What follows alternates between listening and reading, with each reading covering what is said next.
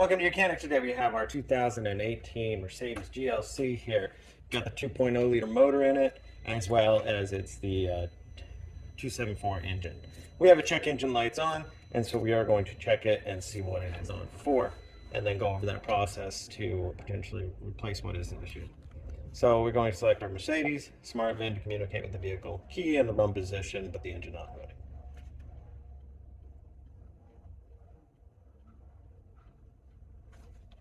A quick scan will scan every control module in the vehicle. Control modules, we can select individual ones. We want drive, we get to the motor electronics, and then we're going to read the codes.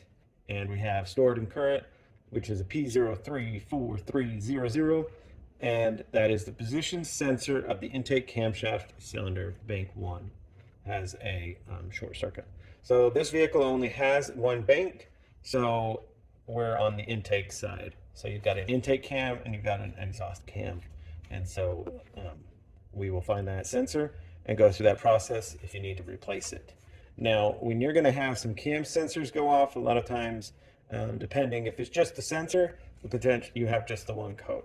If it's more than the sensor, being the chain or anything has stretched the timing chain itself, you'll probably have your variable valve sensor and this sensor going off at the same time. And you might even hear some noise in the chain. Or a loss of power in the vehicle.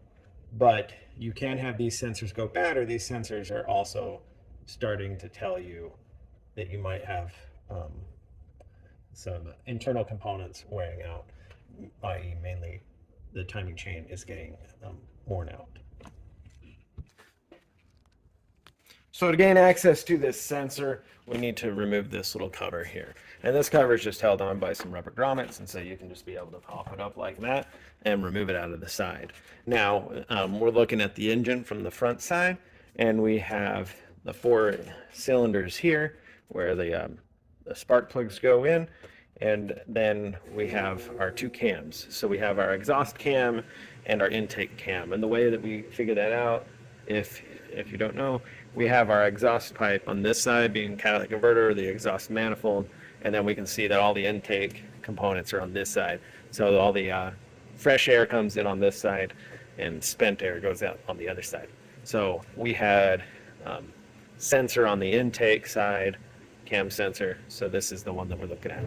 These are variable valve sensors up the front, and this is just the cam sensor. These two both, of course, correlate with each other and communicate with the ECU to be able to work and help have your engine run to its optimal. So to remove this sensor, we have a little connector, the white connector here that you need to pull back and then squeeze, and then being able to pull that electrical connection out. And then we need to undo this bolt right here.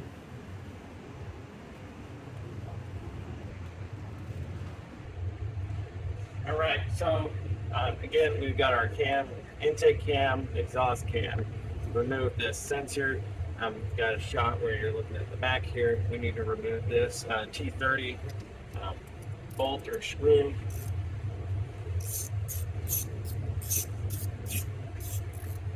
That holds that sensor in place. And then being able to move the sensor and then being able to pull it out. And so that is our sensor to be replaced. And we also do a visual here to see that the wire isn't cracked and broken, because that could also be causing bleeding. So then to be able to replace our sensor, we just take it, put it back in. You may need to put a little bit of lubricant or oil on that O-ring, just so that it'll slide in nice and easy. And you want to make sure that you may move it a little bit as you slide it in, because you don't want to pinch that that O-ring. So we have it in there, and then align our bolt to tighten it in.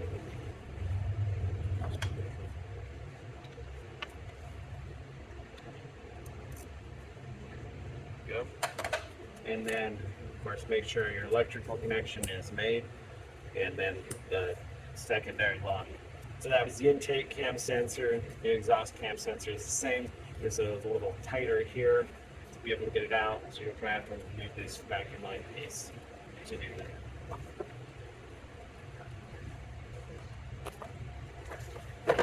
course, put your cover back on, and just go back to the scan tool and be able to clear out the code.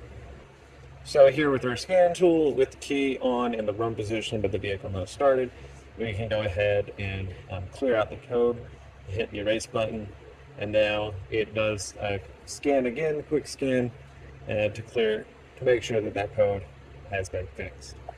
Now, of course, you would still need to start and run your vehicle like normal and make sure that that doesn't come back fairly quickly. If it does, then you've got a bigger problem that you need to look at underneath it. So that is how you replace that cam sensor on your Mercedes GLC 300. Thanks for watching Mechanic, where you can be the mechanic.